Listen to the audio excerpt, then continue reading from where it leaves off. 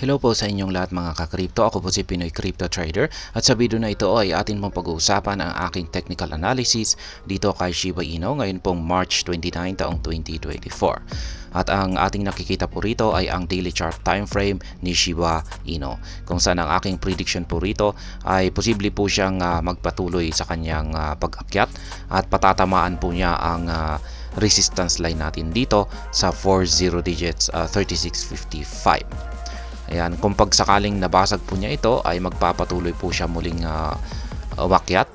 Ayan, at aakyatin niya naman ang major resistance line natin dito sa 40 digits 4580. Ngayon kung pag hindi po niya kayang basagin ang resistance line natin dito sa 3655 ay mauuwi lamang po ang kanyang paggalaw sa consolidation or magsa-sideways lamang po siya.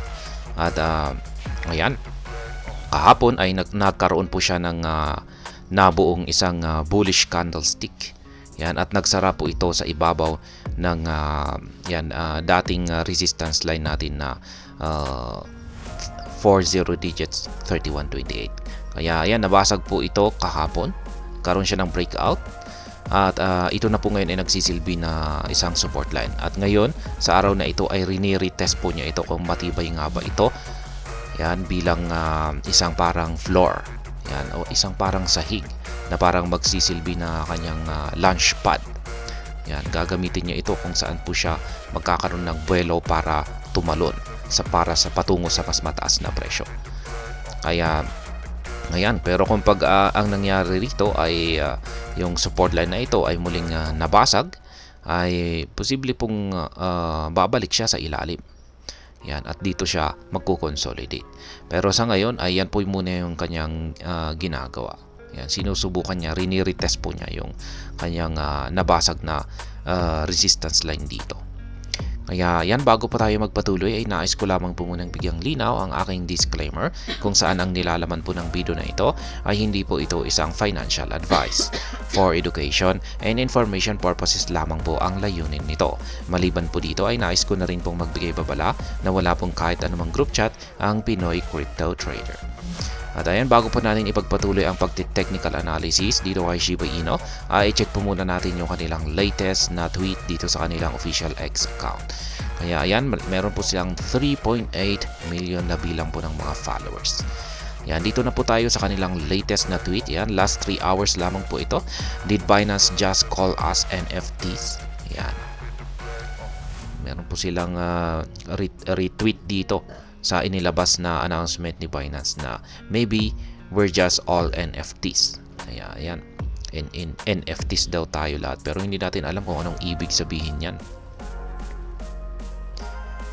This tweet concludes the thread. Be Shiba Smart. Always verify links on shib.io and our official channels before clicking SHIB Army. Ayan, lagi po silang nagbibigay ng paalala para sa atin, para sa buong community ng Shiba Inu na kung paano umiwas sa mga scam links. Yan, lagi daw po nating i-verify yung mga links dito kay shib.io. Yan, at dito sa kanilang official channels bago mag-click. Remember when the SHIB Army broke Binance? Ayan, natatandaan ba ninyo kung kailan nabasag ng SHIB Army itong si Binance? Ayan, hashtag SHIB Army Strong. Kaya ayan, nagpapakita kung gaano katindi ang puwersa ng SHIB Army. This tweet concludes the thread. Be smart. Ayan po ulit. Laging isa na naman po itong paalala ni Shiba Inu. Yan po, last 14 hours ago. Yan, good morning, happy Thursday, SHIB Army. Ayan, nagbibigay po siya ng pagbati. Yan, happy Thursday para sa lahat. Pero sa atin ay Friday po ngayon. Friday na po ngayon. Kaya ayan, happy Friday na lang. Ayan, noong March 28 naman po yan.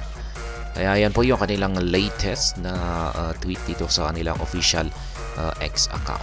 Ngayon ay balikan na po natin ang pagti-technical analysis dito sa daily chart time frame ni Shiba Inu. At ayan, yung ating Hall Street indicator dito ay kulay red. Ayan, nagpapakita lamang po na bearish pa rin yung medyo may kalamangan dito sa market dito sa daily chart time frame ni Shiba Inu. Kaya po siya medyo nahihirapan po siyang umakyat. Ayan, nagkakaroon siya ng struggle. Kaya update po natin ito. Gawin po natin itong kulay red kasi support line na po ito. Ayan, at ngayon ay tinitest po niya. Yan, sinusubukan po niya yung na makabalik sa ilalim ng support line natin na ito na 31.28. Yan, kung talaga nga bang matibay ito. Normal lamang po kasi talaga ito na yan, normal talaga yung ganito na behavior ng crypto market. Yan, kung pag nagkaroon siya ng breakout or binasag niya ang isang resistance line, ay madalas na retest po ito ng market kasunod ng breakout. Kaya ayan, sinusubukan po niyang basagin at makabalik sa ilalim. Ngayon kung pag matibay po ito at ang naging resulta ay magkakaroon siya ng rejection dito sa support line natin na 31.28, ay mataas po ang posibilidad na magpapatuloy po ito sa kanyang pag-akyat. Lalong-lalo na at yung ating QQE mode indicator dito ay nagpapakita na rin ng bullish signal. Mapapansin po natin na lumalaki yung kanyang sukat. Yan. Pero kulay green kasi ito.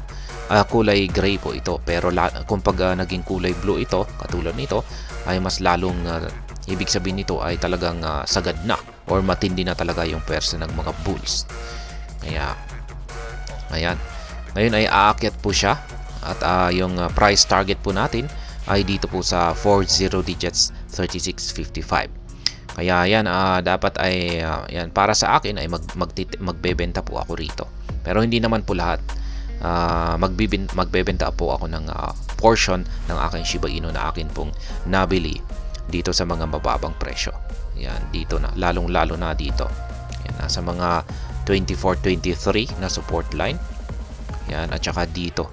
Yan, medyo na malaki yung nabili ko rito sa 27.73. Kaya ayan, maganda pong mag-take profit dito sa 36.55 na resistance line natin na siyang sunod po nating price target. Pero yan, hindi po gaanong yan, wag naman gaanong malaki yung i-take profit natin dito. Kasi kung sakaling nabasag po ang resistance line natin dito na 36.55 ay mataas po ang posibilidad na aakyatin naman po niya ang all-time high natin, bagong all-time high natin dito nasa 45.80. At dito po talaga mas masarap mag-take profit. Kaya ayan.